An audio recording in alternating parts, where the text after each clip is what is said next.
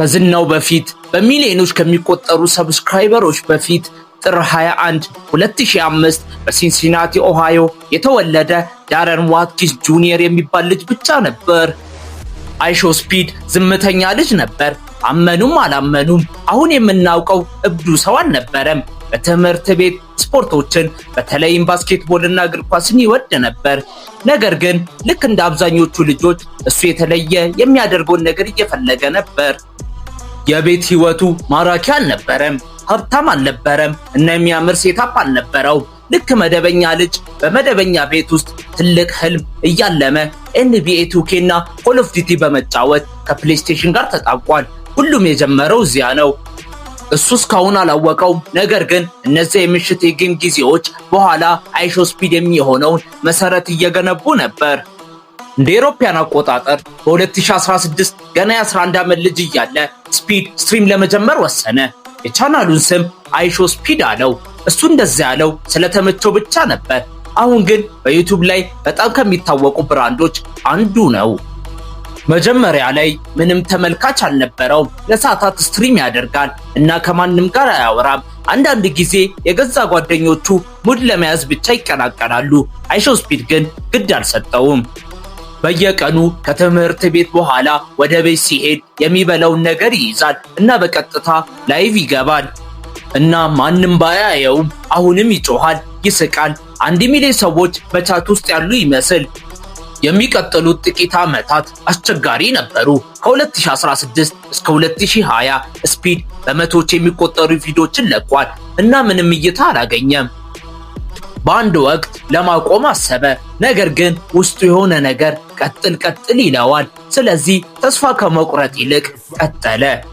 በየቀኑ ማለት ይቻላል NBA 2K እየተጫወተ ስትሪም ያደርጋል። እሱ ምናልባት 5 ወይም 10 ተመልካቾችን ያገኛል። ነገር ግን እነዚህ 10 ተመልካቾች ልዩ ነገር አይተዋል። ሪያክሽኑ በጣም አስቂኝ ነበር። ሲሸነፍ እንኳን ንዴቱ አዝናኝ አድርጎታል። ቀስ ብሎ ቪዲዮቹ መስፋፋት ጀመረ። ሲጮሁ የሚያሳይ ክሊፖች በቲክቶክ ላይ መታየት ጀመሩ። ኮቪድ ሲመጣ ሰዎች ከመቼውም ጊዜ በላይ ኦንላይን ላይ ነበሩ እና ያኔ ነው ዳረን ወይም አይሾስፒድ በመጨረሻ ቫይራል መውጣት የጀመረው። የሱ እብደት፣ አስቂኝ ጊዜያትና ሪያክሽኖቹ ለኢንተርኔት ንጹህ ወርቅ ሆነዋል። በየቀኑ እየጮኸ እየጨፈረ እየዘፈነ ከቻት ጋር እየተከራከረ ነበር እና በሆነ መንገድ ይዞለታል። የሱ ተመልካች በአንድ ሌሊት ቡም ከ10 ተመልካቾች እስከ 1000 እስከ 10000። ቲክቶክ ሚስጥራዊ መሳሪያው ሆነ። ደጋፊዎቹ በጣም አስቂኝ ጊዜያቱን እየቆረጡ ፖስት ማድረግ ጀመሩ። ሲጮህ፣ አእምሮን ሲያጣ ወይም ሙሉ በሙሉ በዘፈቀድ የሆነ ነገር ሲናገር እነዚያ ክሊፖች ቫይራል ወጡ። እንደ አውሮፓውያን አቆጣጠር በ2021 አጋማሽ ላይ አይሾስፒድ ከትንሽ ስትሪመርነት ወደ ኢንተርኔት በጣም ከሚነገሩ ፈጣሪዎች አንዱ ሆነ። በጣም ተናዳጅ ስለነበር ሰዎች ሴታፑን ያፈርሳል ብለው አሰቡ። በቻት ላይ እንደ ውሻ ይጮሃል። በስትሪም መሃል ማልቀስ ይጀምራል። ከዚያ ከ10 ሰከንድ በኋላ ይስቃል።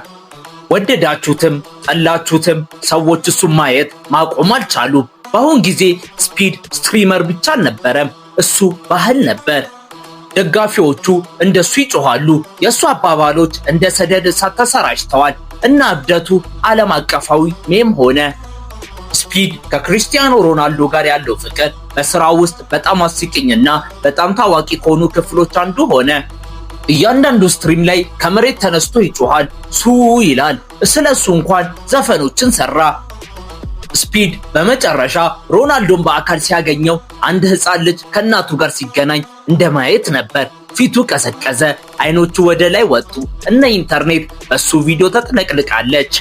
አለቀሰ፣ ሳቀ፣ ጮኸ፣ ሁሉንም በአንድ ጊዜ እና ያ ቅጽበት አስቂኝ ብቻ አልነበረም፣ ምክንያቱም እሱ ምን ያህል ርቀት እንደመጣ አሳይቶናል። በሲንሲናቲ ውስጥ ከምንም ተነስቶ በዓለም ላይ ካሉት ታላላቅ አትሌቶች ጋር ፊት ለፊት ለመቆም አድርሶታል። ስትሪም በማድረግ ብቻ አልረካም፣ ሙዚቃ መስራትን ፈለገ። እናም እንደፈለገው አደረገው። እንደ ሼክ፣ ባውንስ፣ ዛታስ እና ወርልድ ካፕ ያሉ ዘፈኖችን ለቋል። መጀመሪያ ላይ ሰዎች ቀልድ መስሏቸው ነበር፣ ግን ከዚያ ዘፈኖቹ ቫይራል መውጣት ጀመሩ። በተለይ የዓለም ዋንጫው በ2022 የዓለም ዋንጫ በሁሉም ቦታ ላይ ማለት ይቻላል ይከፈት ነበር። እና አሁንም ስፒድ ምንም ያህል እብድ ቢመስልም የሆነ ነገር ሲነካ ወደ ንጹህ መዝናኛነት እንደሚቀይር አረጋግጧል። እንደ አውሮፓውያን አቆጣጠር በ2023 ስፒድ በክፍል ውስጥ ተቀምጦ ስትሪም ማድረግ ብቻ አልነበረም፣ ዓለምን እየዞረ ነበር። ወደ እንግሊዝ፣ ፈረንሳይ፣ ፖርቹጋል ደጋፊዎቹን ለማግኘት ኮላቦቹን ለመስራት እና የእግር ኳስ ኮከቦችን ለማግኘት ተጉዟል። ከኬሳይ ጋር ተገናኘ፣ ከሮናልዶ ጋር ተገናኘ፣ ከሜሲ ደጋፊዎች ጋር ተገናኝቶ ወደ ትርምስ ቀይሮታል። በሄደበት ሁሉ በሺዎች የሚቆጠሩ ሰዎች እሱን ለማየት ብቻ ይመጣሉ። በህዝብ ጎዳናዎች መካከል እንደ ውሻ ይጮሃል። በማያውቀው ሰዎች ላይ ሱ እያለ ይጮሃል እና ህዝቡ መልሶ ይጮሃል። እሱ በይፋ ዓለም አቀፍ ክስተት ሆኗል። እርግጥ ነው ከዝና ጋር ውዝግብ መጣ። ስፒድ አንዳንድ ጊዜ ከመስመር ያልፋል። ከትዊች እና ከዩቲዩብ ጥቂት ጊዜ ታግዶ ነበር። ባህሪውን የሚተቹ ሰዎች ነበሩ። እሱ በጣም ቀውስ፣ በጣም ግዴለሽ ብለው ይጠሩታል። ግን በሁሉም ተማረ። ቀስ ብሎ ብስለት ጀመረ። ከሁሉም እብደትና ጩኸት በስተጀርባ ሰዎቹን ማዝናናት የሚወድ ብልህ፣ ፈጠራ ያለው ጥልቅ ስሜት ያለው ልጅ እንዳለ አሳይቷል። በአሁኑ ጊዜ ስፒድ ታዋቂ ብቻ አልነበረም፣ እሱ ሀብታም ነው። ሪፖርቶች በወር በመቶ ሺዎች እንደሚያገኝ ይገምታሉ እና በጣም ጥሩ ክፍል። እሱ ምንም የውሸት ሰው አልነበረም። ስክሪፕት የለም። ራሱን ስፒድ ብቻ በመሆን ሁሉንም አድርጓል። እንዲያውም እንደ ኬሳይ፣ ካይሴናትና አዲን ሮስ ካሉ ትልልቅ ስሞች ጋር ኮላብ በማድረግ በኢንተርኔት ላይ በጣም አዝናኝ የሆኑ ትውስታዎችን አስቀምጧል። በእናቱ ቤት ውስጥ ከመጮህ ጀምሮ በሚሊዮን ዶላር በሚያወጣ ሴታፕ ስትሪም እስከ ማድረግ ድረስ ለውጡ እውን አልነበረም። እሱን ብትወደውም ባትወደውም የእሱን ተጽዕኖ መካድ አትችልም። አይሾ ስፒድ ስትሪም ማለት ምን ማለት እንደሆነ ለውጦታል። ከሱ በፊት ስትሪም የተረጋጋ ነበር። ሰዎች ጌም እየተጫወቱ ያወሩ ነበር። ነገር ግን ስፒድ በየምሽቱ የላይቭ ኮንሰርት እንዲመስል አድርጎታል። ለማሸነፍ ፍጹም መሆን እንደሌለበት ለአዲሱ ትውልድ አሳይቷል። እውነት መሆን ብቻ ያስፈልጎታል። ከካሜራ ውጪ ግን ዳረን ዋትኪንስ ጁኒየር በሚገርም ሁኔታ ትሁት ነበር። እናም ደጋፊዎቹ ሁል ጊዜ ከውከቱ ጀርባ ያለውን ወጣት አያዩትም። በየቀኑ ህልሙን ወደ እውነት ለመቀየር ጠንክሮ እየሰራ ነው። እሱ በእርግጥ ስህተት ሰርቷል፣ ግን ሚሊዮኖችንም አነሳስቷል። ዛሬ አይሾ ስፒድ ከዩቲዩበር በላይ ነው። በዩቲዩብ ላይ ከ25 ሚሊዮን በላይ ሰብስክራይበሮች፣ በቢሊዮኖች የሚቆጠሩ እይታዎች፣ በሁሉም ሀገር አድናቂዎች አሉት። እሱ ከዚህ በላይ ማበድ አይችልም ስትሉ ማጠብቁትን ነገር ሲያደርግ ታዩታላችሁ። ልዩ የሚያደርገው ያ ነው። ሌላ ሰው ለመሆን እየሞከረ አይደለም። ትሬንዶችን እያሳደደ አይደለም። እሱ ራሱ ትሬንድ ነው። በቀኑ መገባደጃ ላይ የአይሾ ስፒድ ታሪክ ስለ ዝና ብቻ አይደለም፣ ያለ ይቅርታ አንተ ራስህም መሆን ነው። ይህ የአይሾ ስፒድ ያልተነገረ ታሪክ ነበር።